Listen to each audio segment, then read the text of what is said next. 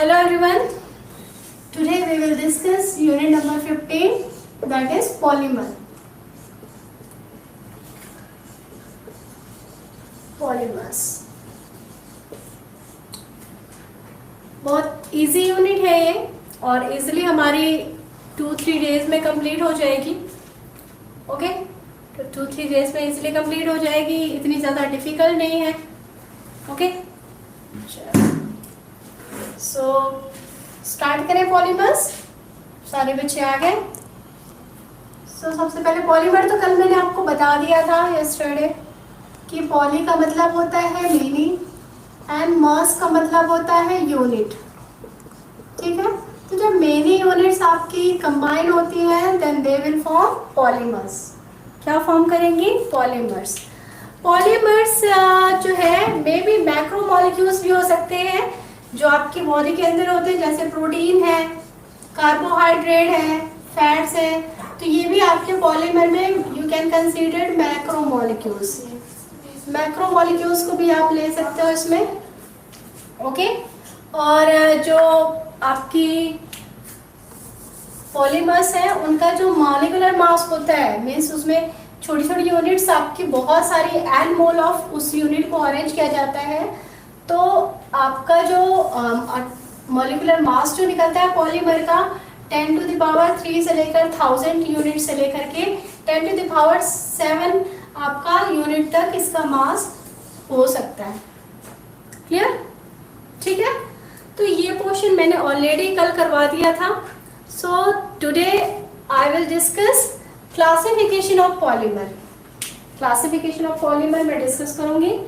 So first classification जो है polymers का वो आपका 4 बेसिस पे किया गया है.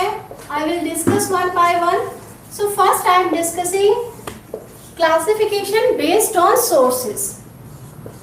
ठीक है, जो सोर्सेस के ऊपर आपका बेस्ड होता है, मतलब वो पॉलीमर्स कहाँ से एक्सट्रैक्ट किए गए, कहाँ से आपके आ रहे हैं वो पॉलीमर, तो बेस्ड ऑन सोर्सेस. क्लियर? तो based on sources it is divided into 3 parts. Okay, first है नेचुरल. नेचुरल का मतलब है वो पॉलीमर्स जो आपके it is obtain from living things like plants and animal. Clear? और इसमें आप कोई भी एग्जांपल दे सकते हो. प्रोटीन का एग्जांपल. ओके, प्रोटीन आपकी बॉडी के अंदर होता है, that is also polymer. Protein किसका पॉलीमर है? अमीनो एसिड का. Amino acid. ठीक है, आप सेलुलोज इसमें डाल सकते हो. सेलुलोज ग्लूकोज का पॉलीमर है and it is found in आपका प्लांट. चारा में पाया जाता है ना सेलुलोज. तो ये आपके कैसे है? स्टार्च भी आप बोल सकते हो. स्टार्च प्लांट में जो स्टोर्ड फूड होता है, तो ये सारे आपके कैसे पॉलीमर हैं? They are natural polymer. Good afternoon everyone. So ये नेचुरल पॉलीमर है. व्हाई? बिकॉज ये नेचर से आपके ऑब्टेन हो रहे हैं. क्लियर? सेकेंड आता है सिंथेटिक. सिंथेटिक क्या होता है? Which we synthesize in lab. Means वो पॉलीमर जो हम सिंथेसाइज करते हैं, बनाते हैं. क्लियर? फॉर एग्जाम्पल आप नायलॉन. नायलॉन आपने पढ़ा हुआ ना वर्ड. नायलॉन के आप ट्रैक सूट वगैरह सारा यूज करते हो. रोप्स वगैरह नायलॉन की बड़ी होती है. तो नायलॉन 6 तो ये हम बनाते हैं ना, तो इसलिए ये आपका कैसा पॉलीमर है? सिंथेटिक पॉलीमर है. क्लियर? ओके. थर्ड जो आता है दैट इज सेमी सिंथेटिक. अब सेमी सिंथेटिक क्या हो गया? मीन्स सेमी का मतलब है हाफ, सिंथेटिक का मतलब है बनाना, सिंथेसाइज करना. तो सेमी सिंथेटिक में आपके वो पॉलीमर्स आते हैं जो कि जिसमें आपका जो रॉ मटेरियल होता है ना दैट इज नेचुरल थिंग्स. ठीक है, जैसे आपका रेयॉन. रेयॉन क्या है? इसको हम बोलते हैं आर्टिफिशियल सिल्क. और रेयॉन जो है वो आपका है क्या? It is cellulose acetate. Okay, means ये बनाया किससे जाता है? सेलुलोज से. हमने सेलुलोज लिया ना. सेलुलोज कैसा है? Natural polymer. मीन्स जो नेचुरल पॉलीमर से बनाए जाते हैं, लिया जाता है नेचुरल पॉलीमर, फिर उसमें हम कुछ केमिकल वगैरह मिक्स करते हैं, then will make semi synthetic polymer. तो ये आपका सेमी सिंथेटिक पॉलीमर का एग्जाम्पल हो गया. सेलुलोज नाइट्रेट भी, ये भी आपका सेमी सिंथेटिक का आपका एग्जाम्पल है. ओके, तो based on sources 3 types of polymer is there. First natural, natural में आप क्या लोगे, which is obtain from the living things.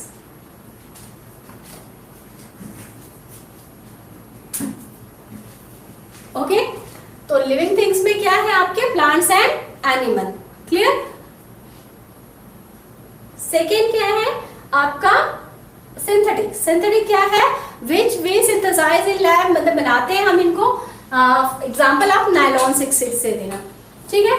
And semi synthetic क्या है कि जो हम बनाते तो हैं बट पहले हम उसमें रॉ मटेरियल क्या लेते हैं, नेचुरल लेते हैं। मीन्स हम सेलुलोज नाइट्रेट, सेलुलोज एसिटेट जो कि रेयन आर्टिफिशियल सिल्क होता है, वो कैसा पॉलीमर है, it is semi synthetic polymer. Clear. चलो, तो पहला वाला आपको समझ में आ गया, बेस्ड ऑन सोर्सेज। अभी मैं आपसे पूछूंगी 1 बाय 1। ओके, तो सोर्सेज के अकॉर्डिंग मैं यहाँ पर लिख देती हूँ। फर्स्ट है नेचुरल, सेकेंड है सिंथेटिक एंड थर्ड है सेमी सिंथेटिक। ओके, चलो अब नेक्स्ट जो हम करेंगे वो हम करेंगे based on structure. Second classification हम किस बेसिस पर करेंगे, बेस्ड ऑन स्ट्रक्चर। स्ट्रक्चर के बेसिस में कि पॉलीमर का स्ट्रक्चर कैसा है। तो पॉलीमर के स्ट्रक्चर के बेसिस में अगेन इनको 3 पार्ट्स में डिवाइड किया गया है। फर्स्ट है लीनियर, लीनियर पॉलीमर। तो लीनियर पॉलीमर क्या है, means this is linear. Okay, अब इसमें आप क्या एग्जांपल दे सकते हो, you can say polythene, but कौन सी polythene, that is high density polythene. अब हाई डेंसिटी पॉलीथीन क्या है बेटा, पॉलीथीन जो होती है वो 2 तरह की होती है, एक होती है लो डेंसिटी पॉलीथीन, एक होती है हाई डेंसिटी पॉलीथीन। तो लो डेंसिटी पॉलीथीन में क्या करते हैं कि हम हाई डेंसिटी पॉलीथीन में प्रेशर लगा करके उसकी डेंसिटी को कम करते हैं और वो ब्रांच्ड हो जाती है। मीन्स पॉलीथीन मैंने आपको बना करके भी दिखाया था, ये है आपकी इथीन यूनिट। क्या है, इथीन, इथीन है ना। तो पॉलीथीन हमारी है क्या, पॉली का मतलब है इथीन का पॉलीमर। क्लियर। तो हम इसके एन मोल ले लें और इसको हम पॉलीमराइज कराएं। क्लियर। पॉलीमराइज कराने का मतलब है कि हम इसको टेम्परेचर देंगे, प्रेशर देंगे, जो भी कंडीशन रिक्वायर्ड होगी वो हम देंगे, तो आपका पॉलीमर बन जाएगा। पॉलीमर का मतलब CS2 CS2 CS2 CS2 CS2 CS2 CS2 CS2 means 50 to 100 के करीब यूनिट इसमें अटैच होती चली जाएंगी। अब इसको बनाते कैसे हैं, ये डबल बॉन्ड आप इसको ऐसे करके एरो कर देना, तो ये हो जाएगा CS2, यहाँ पे बचा सिंगल बॉन्ड और यहाँ का डबल बॉन्ड कहाँ चला गया, यहाँ। और यहाँ पे कौन सा बॉन्ड आ गया, जो आपकी इसके पहले CS2 यूनिट होगी, आगे कौन सा बॉन्ड आएगा, जो आपकी आगे वाली यूनिट होगी। मतलब कि ऐसे कंबाइन होता जाएगा। जैसे मैं ले लूँ, 2 ले लूँ, 2 को आपको बता देती हूँ, ठीक है। तो ये बॉन्ड कहाँ गया, इसके बीच में, ये बॉन्ड कहाँ चला गया, आगे चला गया। तो ये ऐसे नहीं हो जाएगा, CS2 CS2 CS2 CS2। Clear. तो ऐसे अब हम इसको कितना लंबा लिखेंगे, तो हम क्या करते हैं, हमने यहाँ बॉन्ड बनाया, हमने यहाँ बॉन्ड बनाया और यहाँ डाल दिया N। क्लियर। तो ये क्या बन गया, दिस इज पॉलीथीन बन गया। क्लियर। तो जब हाई डेंसिटी पॉलीथीन क्या होती है, इट इज लीनियर।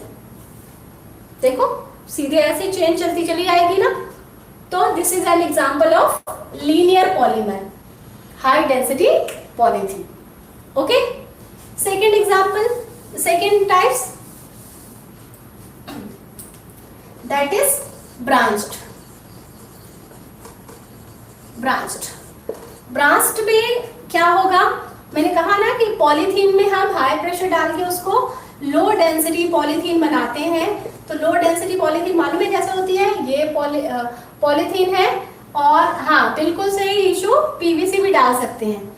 ये आपकी ब्रांच्ड पॉलीथीन बन गई, बीच बीच में ब्रांच डाल देते हैं। में CS2 ऐसे अटैच है ना, यहाँ पर CS2 अटैच, ऐसे करके बनाते हैं इसको। ओके। तो दिस इज कैसे यूनिट है ये आपकी देखो ब्रांच्ड है, तो ये आपकी कहलाती है लो डेंसिटी पॉलीथीन। ओके। तो इसमें आप लो डेंसिटी पॉलीथीन का एग्जांपल दे देना। ओके। अच्छा, इसमें आप और भी एग्जांपल दे सकते हो, सिंथेटिक रबर। उसमें हम सल्फर मिक्स करते हैं, वो भी ब्रांच बन जाती है। थर्ड जो हम एग्जांपल देंगे that is cross link, cross link polymer. तो क्रॉस लिंक पॉलीमर क्या है? क्रॉस लिंक पॉलीमर है कि जब पॉलीमर के बीच में आपकी क्रॉस लिंक आए। क्रॉस लिंक का मतलब है कि ऐसे ऐसे ऐसे पॉलीमर ऐसे क्रॉस लिंक स्ट्रक्चर है, ठीक है। तो ये आपका क्या कहलाता है? Cross link polymer. ओके, तो आपका क्रॉस लिंक पॉलीमर में आप किसका एग्जांपल दे सकते हो? सबसे इजी है और ये आप बनाओगे भी, और बाद में मैं बताऊंगी भी कि ये कैसे बनता है। This is bakelite. बेकेलाइट का जो स्ट्रक्चर होता है ना, मैं आपको बाद में इसको एक्सप्लेन करूंगी। ऐसा स्ट्रक्चर होता है, मीन्स ये आपकी ऐसे स्ट्रक्चर इसका बनता है। तो ये ध्यान से देखो, ये क्रॉस लिंक नहीं है। CH2 फिर यहाँ ऐसे बन जाएगा, फिर यहाँ से आ जाएगा, ऐसे करके बनता चला जाएगा। तो क्रॉस लिंक पॉलीमर का एग्जाम्पल क्या है? बेकेलाइट। अब आप सोच रहे होगे इतने सारे एग्जाम्पल हैं और मैम इसको एक्सप्लेन नहीं कर रहे हैं कि ये बन कैसे रहे हैं। तो नेक्स्ट वीडियो में 1 बाय 1 हर एक जो पॉलीमर है वो मैं बताऊंगी कि ये बनेगा कैसे और ये है क्या। यहाँ पर we are discussing only classification. Okay, तो स्ट्रक्चर के बेसिस पे कैसे कैसे डिवाइड किया गया है? 3 पार्ट्स में। क्या है? सबसे पहले लीनियर, देन क्या है? ब्रांच्ड, और देन क्या है आपका? Cross link. ओके, ठीक है, clear? Okay, now next classification है मोड ऑफ पॉलीमराइजेशन, कि भी किस मोड से हो रही है, किस मैकेनिज्म से हो रही है। तो इसके अकॉर्डिंग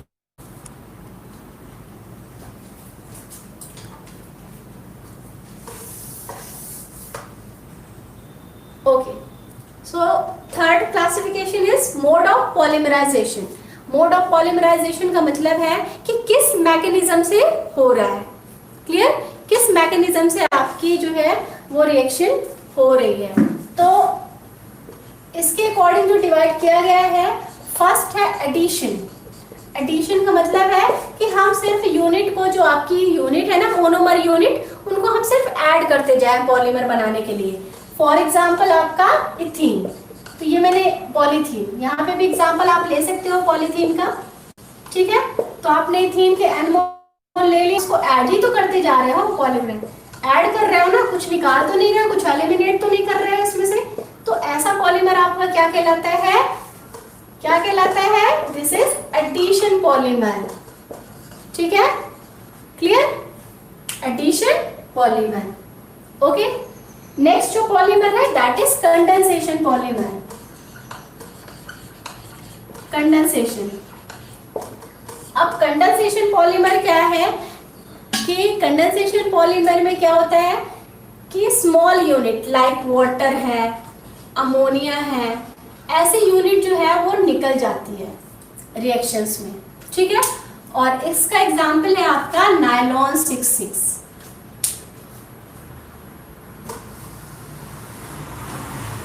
क्या एग्जांपल है? तो इसके अकॉर्डिंग हमने क्या क्या डिवाइड किया? Addition, okay, and this is condensation. Okay, तो एडिशन का तो मैंने एग्जांपल बता दिया। कंडेंसेशन देखो, कंडेंसेशन का एग्जांपल है नायलॉन 66। अब हम इसको बना भी लेते हैं, इतनी बार इसका नेम सुन लिया नायलॉन 66। अब ये प्रिपेयर कैसे होता है आप इसको देख लो, और इसका नाम नायलॉन 66 क्यों है वो भी समझो।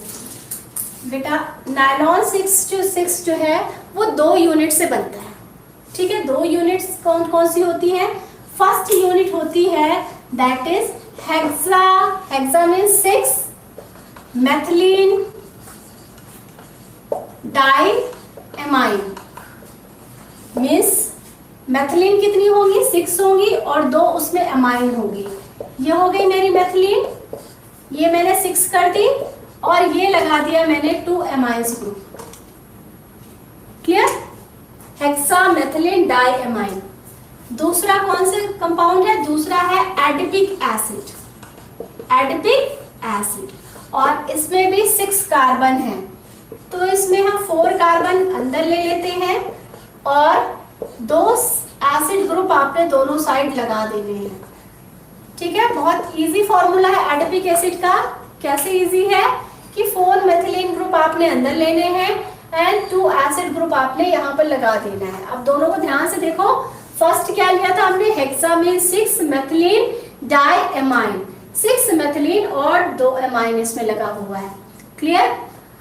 नेक्स्ट है एडिपिक एसिड। एडिपिक एसिड जो है वो 6 कार्बन का एसिड है, 4 कार्बन अंदर ले लेना, ठीक है, और 2 आपके एसिड ग्रुप इधर। क्लियर। चैप्टर नेम ऊपर लिखा हुआ है एरिबुदमेन। Clear. So this is adipic acid. अब देखो ये रिएक्शन कैसे होगी, जब हम इसको पॉलीमराइज कराएंगे तो होगा कैसे। यहाँ पर 2 H है तो एक H निकल जाएगा और एक OH निकल जाएगा। ठीक है, क्लियर। इसके भी आपने N मोल लेना है और इसके भी N मोल लेना है। ओके, मतलब कि ये रिएक्शन ऐसे चेन बनती चली जाएगी। अब फिर यहाँ से OH निकलेगा और यहाँ पर अगला ये वाला आ जाएगा हेक्सामेथिलीन डाइएमाइन, तो उसमें से H निकलेगा, यहाँ से OH निकलेगा और ये चेन चलती जाएगी। मींस पहले हेक्सामेथिलीन डाइएमाइन, फिर एडिपिक एसिड, फिर हेक्सामेथिलीन डाइएमाइन, फिर एडिपिक एसिड, फिर हेक्सामेथिलीन डाइएमाइन, फिर एडिपिक एसिड। ठीक है, तो ये आपके N मोल है इसके। तो अब मैं इसको अगर दिखाऊंगी तो देखो मुझे कैसे दिखाना है। आपको पता है कि NH में से H निकलता है, ओके, और यहाँ से आपका OH निकलता है। क्लियर। तो आप इसको ऐसे लिखो, CS2 6 NH बना दिया H, यहाँ पर बॉन्ड डाल दो क्योंकि हमें दिखाना है कि अब पॉलीमर हमारा बन गया। ओके, CS2 6, यहाँ पे क्या बचा, NH C, बाकी सारा कॉपी कर दो 4, और यहाँ से फिर आपने OH को निकाल देना है। क्यों, अब अगली यूनिट आएगी और ये चेन चलती चली जाएगी। तो आप ये, इसको हम कहते हैं नायलॉन 6-6। अब नायलॉन 6-6 क्यों कहते हैं, क्योंकि इसमें जो 2 आपने मोनोमर यूनिट ले रखी है तो इसमें भी आपके 6 कार्बन है और यहाँ पर भी आपके 6 कार्बन है, 4 to 6, and that's why it is known as nylon 6-6।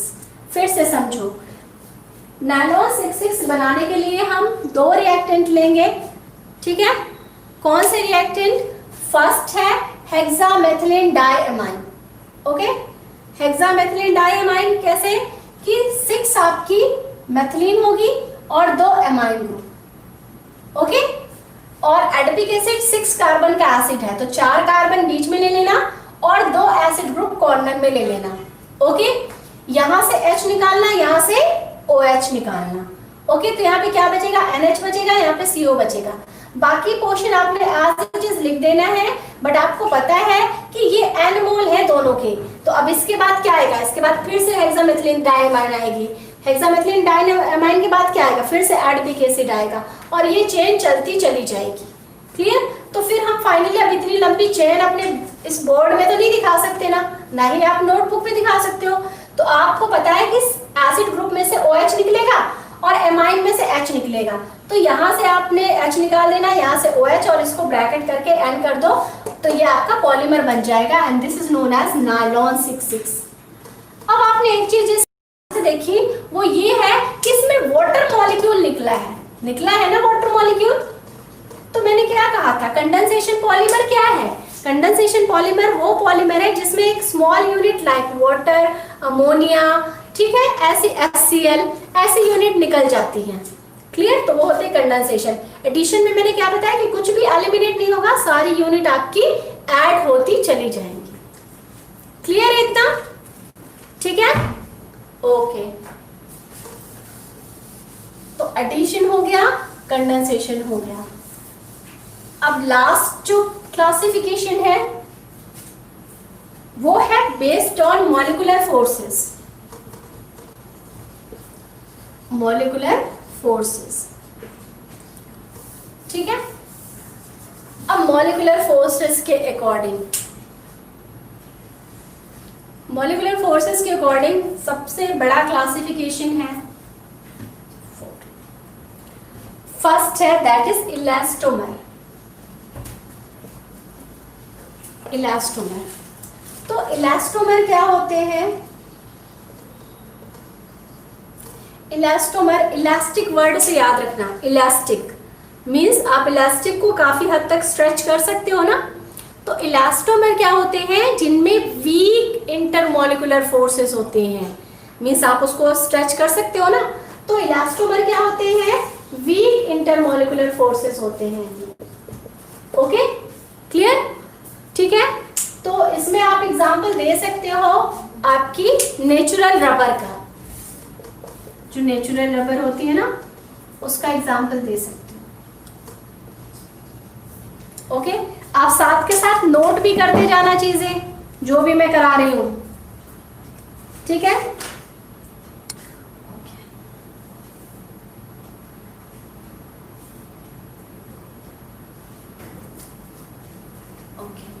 तो रबर का एग्जाम्पल दे सकते हो। दूसरी चीजें इनमें क्या बोलते हैं, अगर किसी चीज को हमको खींचना है तो कहीं ना कहीं उनके बीच में ऐसे क्रॉस लिंक डालते हैं ताकि हम इसको स्ट्रेच कर सकें। कभी आपने जो कपड़ा स्ट्रेचेबल होता है उसको कभी ध्यान से देखो, उस कपड़े को आप जब ध्यान से देखोगे ना तो उसमें ऐसे बीच में क्रॉस लिंक डले रहते हैं। क्यों? क्योंकि इसको हम स्ट्रेच कर, जब क्रॉस लिंक डल जाते हैं ना तो उसको हम स्ट्रेच कर सकते हैं। क्लियर? तो आपको समझ में आ गया कि इलास्टोमर क्या है? जिसमें वीक आपके फोर्सेस हैं। Okay, example rubber.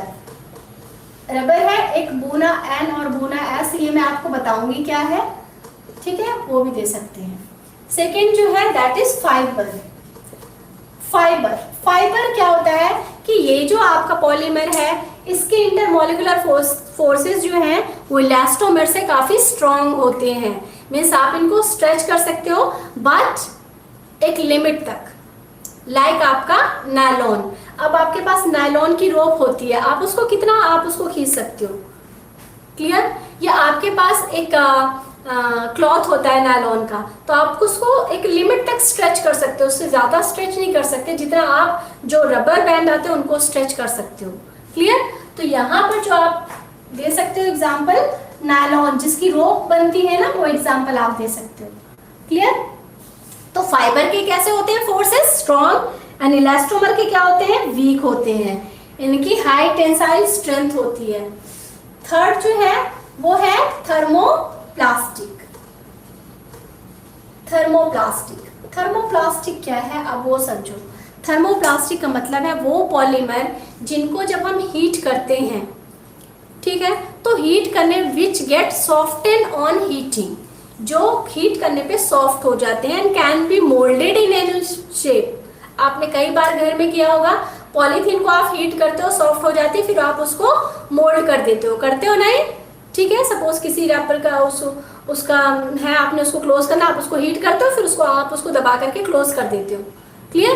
तो ये क्या से पॉलीमर है? वो पॉलीमर है which get soften on heating and you can be moulded in any shape, और उसको मोल्ड कर सकते हो। ठीक है? जबकि थर्मोसेटिंग क्या होता है? थर्मोसेटिंग क्या होता है? थर्मोसेटिंग होता है कि जिसको आप जब हीट करते हो that get harden on heating, वो हीट करने पर हार्ड हो जाते हैं। जैसे आपके घर की क्रॉकरी, मेलामाइन की बनी हुई अगर क्रॉकरी है, कोई प्लेट है मेलामाइन की, तो आपने देखा है अगर वो प्लेट आप उसको हीट कर देते हो तो वहां से वो हार्ड हो जाती है, आप उसको किसी भी शेप में कन्वर्ट नहीं कर सकती। ठीक है, मतलब कि वो हीटिंग करने पर आपकी विट गेट हार्डन ऑन हीटिंग। ठीक है, और कूलिंग पर तो बहुत ही ज्यादा आपके हार्ड हो जाएगी। क्लियर? सो वो क्या है? They are thermosetting. तो मॉलिक्यूलर फोर्सेस के अकॉर्डिंग इसको कितने पार्ट्स में डिवाइड किया गया? Elastomer, fibre, thermoplastic, thermosetting. Thermosetting.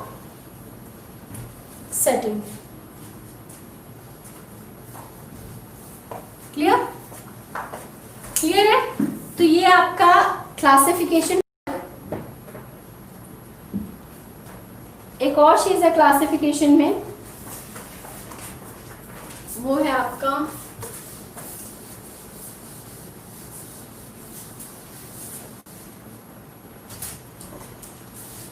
Homopolymer, copolymer. ये दो टर्म भी बहुत पूछे जाते हैं। होमोपॉलीमर एंड कोपॉलीमर है क्या? होमोपॉलीमर का मतलब है जब हम सेम यूनिट को, मोनोमर यूनिट को हम रिपीट करते जाएं और उससे पॉलीमर बना ले। अब आपको एग्जांपल पता ही लग गया, बताओ होमोपॉलीमर का एग्जांपल क्या है? मींस जिसमें सेम मोनोमर यूनिट हो जिसको हम रिपीट करते जाएं। एग्जांपल फटाफट बताओ मुझे।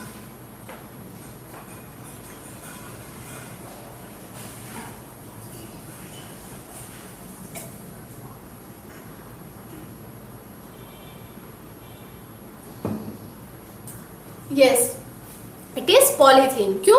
हम इथीन यूनिट को रिपीट कर रहे हैं अगेन एंड अगेन। कोपॉलीमर क्या है? जिसमें आपकी दो unit, more than one unit लगी हो। अब इसका एग्जांपल बताओ क्या है? That is nylon.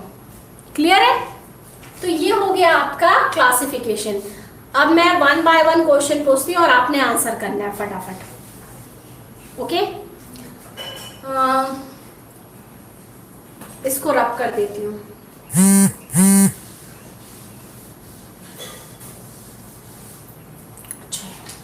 अब मुझे बताओ फटाफट, भारतीय मोड ऑफ पॉलीमराइजेशन की बेसिस पे पॉलीमर को कितने पार्ट्स में डिवाइड किया गया है? मोड ऑफ पॉलीमराइजेशन की बेसिस पे भारतीय कितने पार्ट में डिवाइड किया गया है? इशू सोर्सेस की बेसिस पे कितने पार्ट में डिवाइड है? ठीक है। मुस्कान मॉलिक्यूलर फोर्सेस की बेसिस पर कितने पार्ट्स में डिवाइड है? और रिपुदमन स्ट्रक्चर के बेसिस पे कितने पार्ट्स में डिवाइड है? टेल मी फास्ट, जल्दी रिप्लाई फास्ट।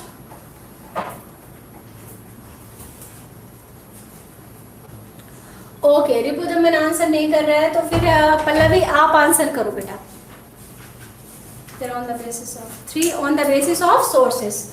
ओके, ईशु का आंसर आ गया, that is 3। Okay Pallavi, you give the answer of Ripudaman. Ripudaman नहीं दे रहा, आप आंसर दो।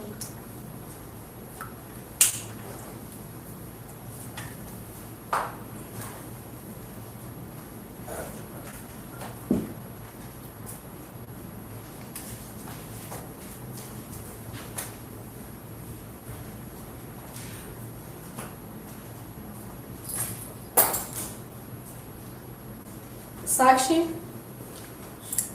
रिप्लाई बेटा। पल्लवी लेट ज्वाइन, ठीक है। देन कौन बचा?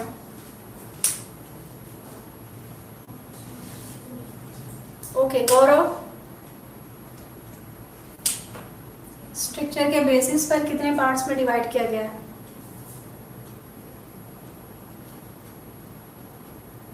अनुराग 3 parts on the basis of structure। Good, Anurag ने बोला 3 part on the basis of structure।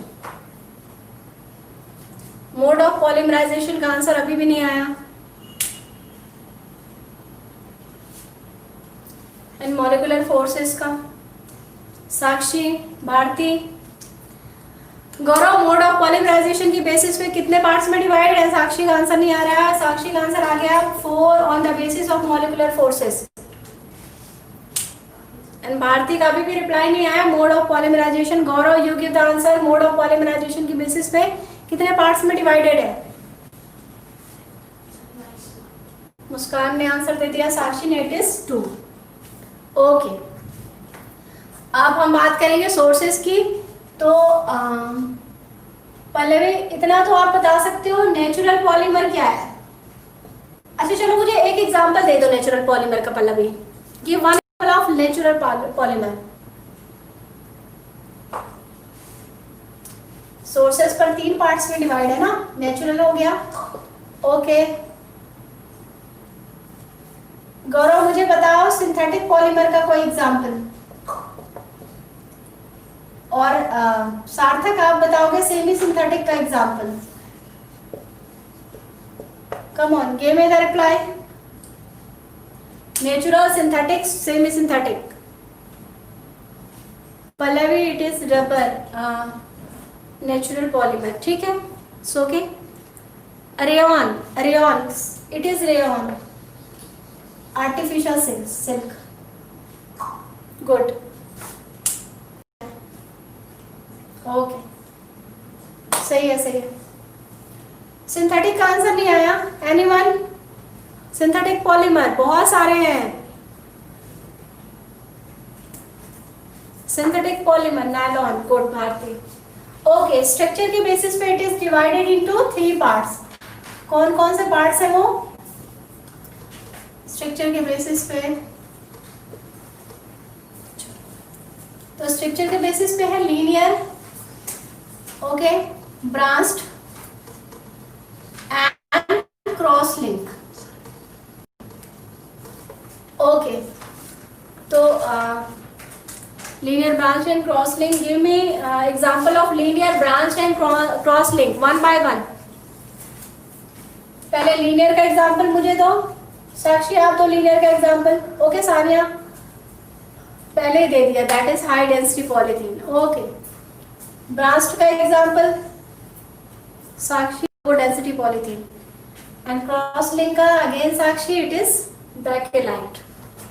Okay, तो तीनों के आंसर आ गए। लीनियर का high density polythene, low density polythene and bakelite. Yishu का भी आंसर आ गया, दैट इज लीनियर में polyvinyl chloride, okay, polyvinyl chloride, cross में bakelite, high density polythene. Bharti का भी आंसर आ गया, ओके ठीक है। ग्लाइकोजन ब्रांच, ठीक है, ओके करेक्ट है। चलो अब हम डिस्कस करेंगे मोड ऑफ पॉलीमराइजेशन। तो इसके अकॉर्डिंग 2 पार्ट्स में डिवाइड था, एडिशन एंड कंडेंसेशन। फटाफट इसके आंसर दे दो। एडिशन एंड कंडेंसेशन, जिसको जिसको पता है एग्जांपल फटाफट फास्ट।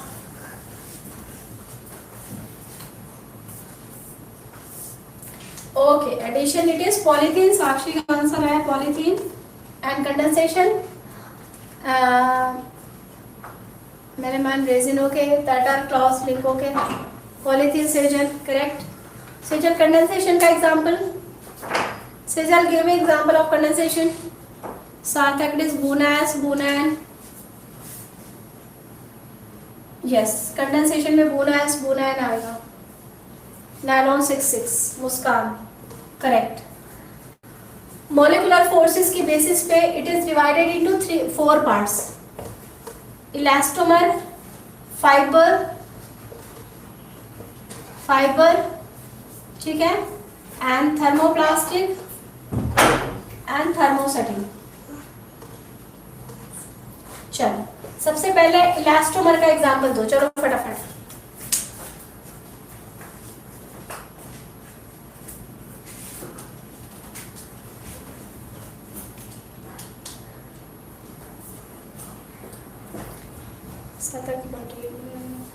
ठीक है, rubber, buna S, buna N, okay okay Sakshi, okay Sania. Now give me the reply of fibre. Yes Pallavi, correct. Give me example of fibre. It is vulcanise, give me example of fibre. Yes, it is nylon 66, good, सभी का correct है। Now give me example of thermoplastic, जो कि soft हो जाती है on heating, which gets softened on heating and can be molded। Okay, terylene, polythene, nylon 66 हो गया बेटा। मुझे थर्मोप्लास्टिक का एग्जांपल दो। That is done. Polystyrene, okay, thermoplastic का एक रेजी है, दैट इज साहिल ने फर्स्ट टाइम साहिल ने रिप्लाई दिया, it is polythene, good. Anurag ने एग्जांपल दिया, that is thermoplastic candle wax. And thermosetting, thermosetting अच्छा है, बच्चे अपने आप से भी आंसर कर रहे हैं। थर्मोसेटिंग का भी example,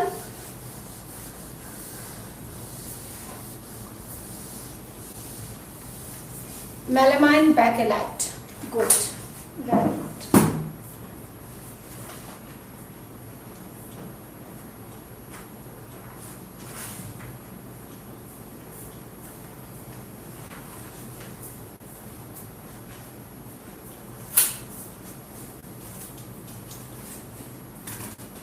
polyvinyl, okay, urea formaldehyde. चलो आपने इतने सारे पॉलीमर्स के एग्जाम्पल दे तो दिए देख देख करके, बट फाइनली आप देख लो कि ये पॉलीमर्स हैं क्या और ये बनते कैसे हैं वन बाय वन। तो आपके सिलेबस में 10 to 12 पॉलीमर्स हैं, बहुत इजी है। आपने सिर्फ उनकी मोनोमर यूनिट याद रखनी है कि किस मोनोमर यूनिट से बने हुए हैं, एंड सेकेंड थिंग उसका एटलीस्ट 1 2 यूजेस, 2 यूजेस आप उसके याद रखते हैं। क्लियर? हर एक पॉलीमर की मोनोमर यूनिट, जो भी क्वेश्चन आता है वो यही आता है, right the monomer unit of this polymer, right monomer unit of that polymer, यही क्वेश्चन आता है। सेकंड क्वेश्चन आएगा right uses of this polymer, या यहाँ पर कौन सा पॉलीमर यूज होता है। तो ये क्वेश्चंस आपके आते हैं, तो उसी हिसाब से आप उस पॉलीमर को करना।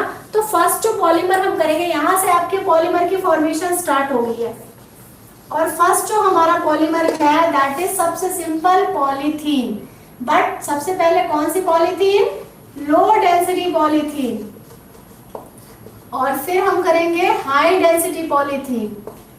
Okay, high density polythene. तो मैंने आपको पहले भी बताया था कि लो डेंसिटी पॉलीथीन के लिए हमें क्या करना पड़ता है, हमें बहुत ज्यादा टेम्परेचर, प्रेशर वगैरह अप्लाई करना पड़ता है।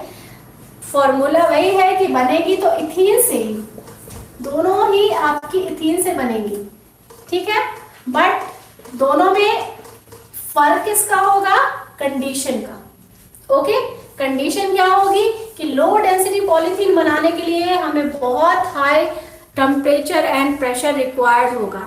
तो टेम्परेचर एंड प्रेशर देख लो, टेम्परेचर है 350 to 570 केल्विन का टेम्परेचर हमें चाहिए, एंड 1000 से 2000 एटमॉस्फेयर का हमें प्रेशर चाहिए, and the catalyst which is use that is आपका पेरोक्साइड, ठीक है, बेंजोइल पेरोक्साइड हो सकता है। तो ये 3 कंडीशन होंगी, देन लो डेंसिटी पॉलीथीन आपका फॉर्म होगा। और आपको पता है कि पॉलीमराइजेशन के लिए पॉलीमर्स को हम लिखते कैसे हैं, जहां पे डबल बॉन्ड है उसको सिंगल करो, दोनों साइड आप इसको ऐसे करो, and this is your low density polythene, LDP। ठीक है, तो रफ नोटबुक है, फटाफट नोट कर लो। ओके,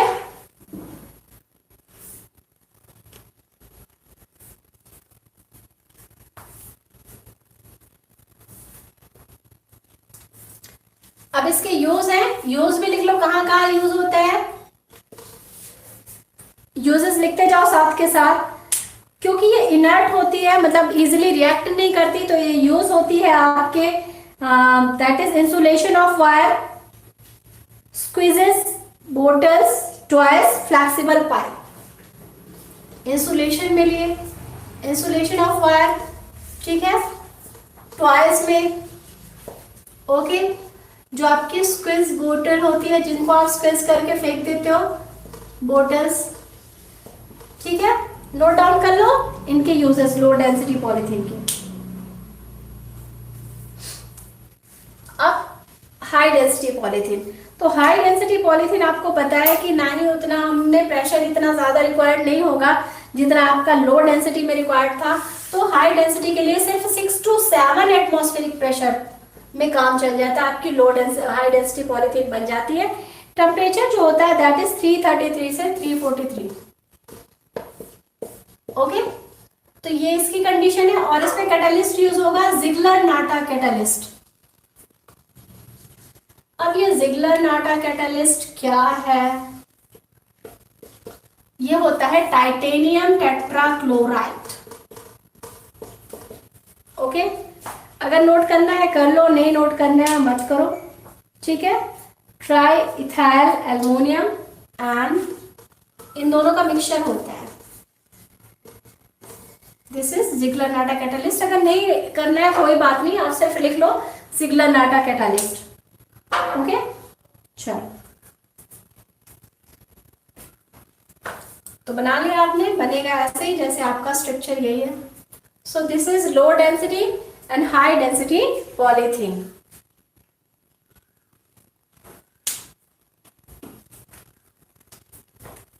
अब ये जो हाई डेंसिटी पॉलीथीन है, ये लो डेंसिटी पॉलीथीन तो थोड़ा सा आपकी मोल्डेड हो जाती है, सॉफ्ट है उसके इस बोतल में, बट ये आपकी हार्ड होती है, ये भी इनर्ट होती है बट हार्ड होती है। तो हार्ड होती है तो कहाँ यूज होती है, इसके यूजेस है लाइक डस्टबिन है, ठीक है, जो आपकी बोटल्स वगैरह होंगी उसमें भी यूज होगा,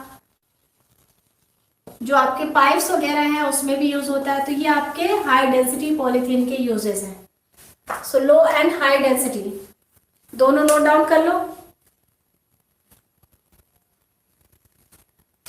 अच्छा, वन थिंग मोर, इसके ऊपर ना एडिशन पॉलीमर लिख लेना कि हम अभी सिर्फ एडिशन पॉलीमर डिस्कस कर रहे हैं। हमने एक पॉलीमर डिस्कस कर लिया, ठीक है, देख लो इसको।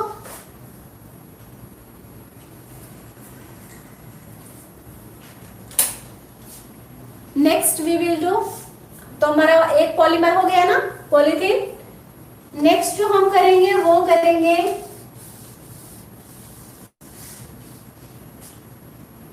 That is PVC.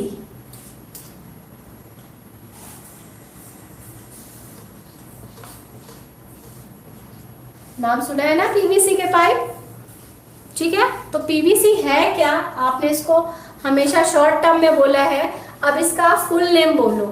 P for poly, V for vinyl and C for chloride. So it is polyvinyl chloride. अब पहले विनाइल क्लोराइड हम ले लेते हैं, फिर उसको पॉलीमराइज कर देंगे तो पीवीसी बन जाएगा। विनाइल क्लोराइड, विनाइल ग्रुप क्या होता है, ये होता है आपका विनाइल। पहले तो इसको देख लो कि विनाइल ग्रुप होता क्या है। क्या होता है विनाइल ग्रुप, ये है हमारा विनाइल ग्रुप, ओके, ठीक है। अब इसमें आपने अगर क्लोरीन लगा दिया तो ये क्या बन गया, विनाइल क्लोराइड। तो आपसे अगर पूछी जाए what is the monomer unit of PVC, polyvinyl chloride, तो आप क्या लिखोगे, विनाइल क्लोराइड, ओके। कोई बात नहीं, अब इसको कराओ पॉलीमराइज कराओ, वेरी इजी। ये बॉन्ड यहाँ हो जाएगा, इसके एन मोल लेना, ओके, करो इसको। CH2 single bond CH, Cl को ऊपर ले जाना, ओके। ऐसा मत कर देना कि यहाँ पे आपने Cl लिख दिया आपको पता और ऐसे कर दिया, ऐसे मत करना बेटा। ये बॉन्ड तो कार्बन का है ना, कार्बन के 4 बॉन्ड होते हैं ना, 1 2 3 एंड दिस इज 4, तो दिस इज पीवीसी बन गया। अब इसके यूज मुझे बताने की जरूरत नहीं है, पता है, कौन बताएगा इसके यूज, चलो बताओ। पीवीसी का पाइप कहाँ यूज होता है, ओ सॉरी मैंने तो आंसर ही बता दिया, पीवीसी यूज होते हैं आपके पाइप्स में, क्लियर, ओके। सो नेक्स्ट जो थर्ड एडिशन पॉलीमर है वो है आपका, ये सेकेंड हो गया ना हमारा, थर्ड दैट इज टेफ्लॉन। अब टेफ्लॉन क्या है समझो, और इसकी मोनोमर यूनिट क्या है वो भी समझो। It is poly tetrafluoroethene, poly tetrafluoroethene. अब देखो इथीन है और इथीन में क्या लगा हुआ है, टेट्रा मीन 4, फ्लोरो मीन फ्लोरीन, तो ये बनाई हमने अपनी इथीन, बना दी। अब हमें क्या लगाना है यहाँ पे, 4 फ्लोरीन, तो हटाओ H को, क्या लगाओगे, फ्लोरीन, तो ये क्या बन गया, टेट्राफ्लोरोइथीन बन गया, टेट्राफ्लोरोइथीन, ओके। अब इसको हम पॉलीमराइज कराएंगे तो क्या बन जाएगा, हाई प्रेशर अप्लाई करो और कैटलिस्ट डालो, तो आपका एन मोल ले लो, ओके। तो CF2 single bond CF2 and this is Teflon. और टेफ्लॉन वर्ड आपको सुना सुना सा नहीं लग रहा है बेटा, जो नॉन स्टिक पैन आपने वहां पर सुना होगा वर्ड टेफ्लॉन, तो इनके यूजेस कहाँ होते हैं, जो आपका नॉन स्टिक पैन बनता है ना नॉन स्टिक यूटेंसिल में, वहां पर इसका यूज होता है, ओके। सो नॉन स्टिक आपका यूटेंसिल में, okay. Second seal and gasket, gasket जो होती है ना उसमें भी इसका यूज होता है, सील में भी यूज होता है. So these are uses of Teflon. Okay, अब नाउ वी विल डू आज का लास्ट टॉपिक यानी last polymer, that is PAN. Fourth polymer that is PAN. PAN card नहीं, पैन, और इसका फुल फॉर्म है पॉली एक्राइल नाइट्राइल.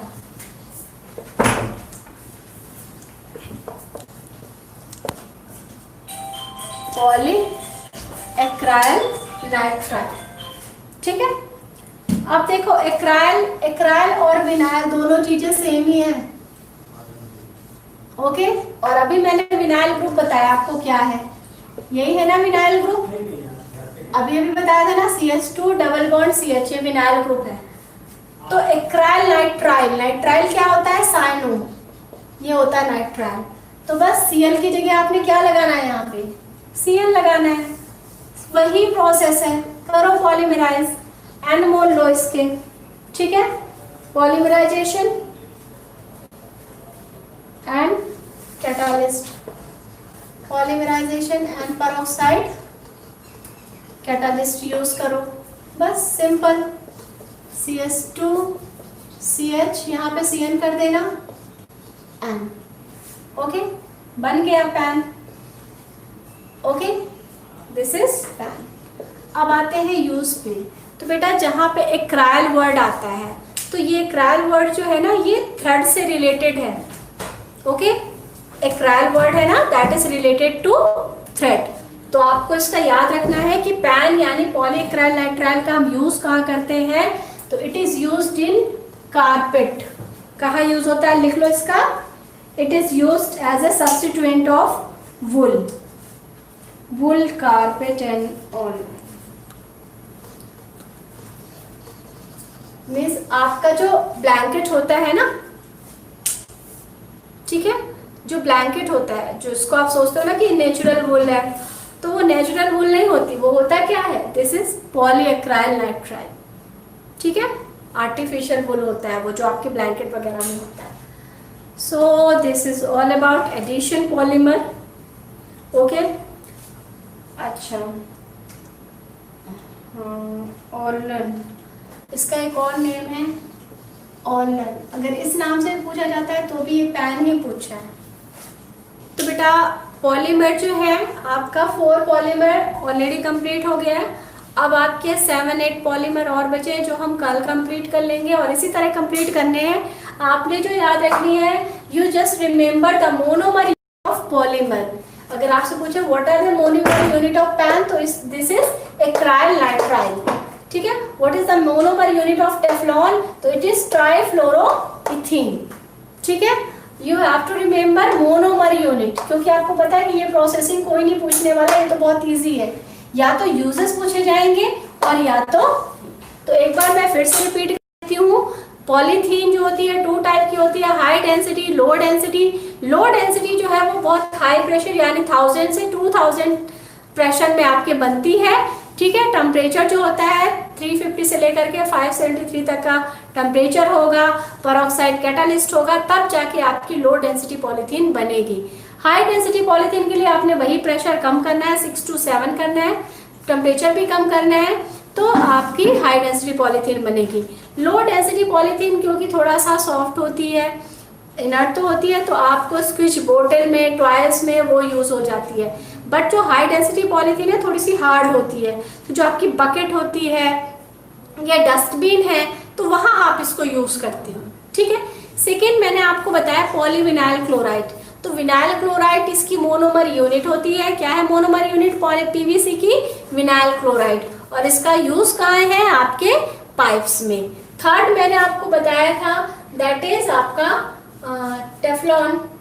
टेफ्लॉन बताया है, और टेफ्लॉन जो होता है वो होता है, उसकी मोनोमर यूनिट क्या है, टेट्राफ्लोरोइथीन. ठीक है, और ये यूज का टेट्राफ्लोरो, 4 फ्लोरीन इथीन. और इसका यूज कहाँ है, नॉन स्टिक यूटेंसिल में।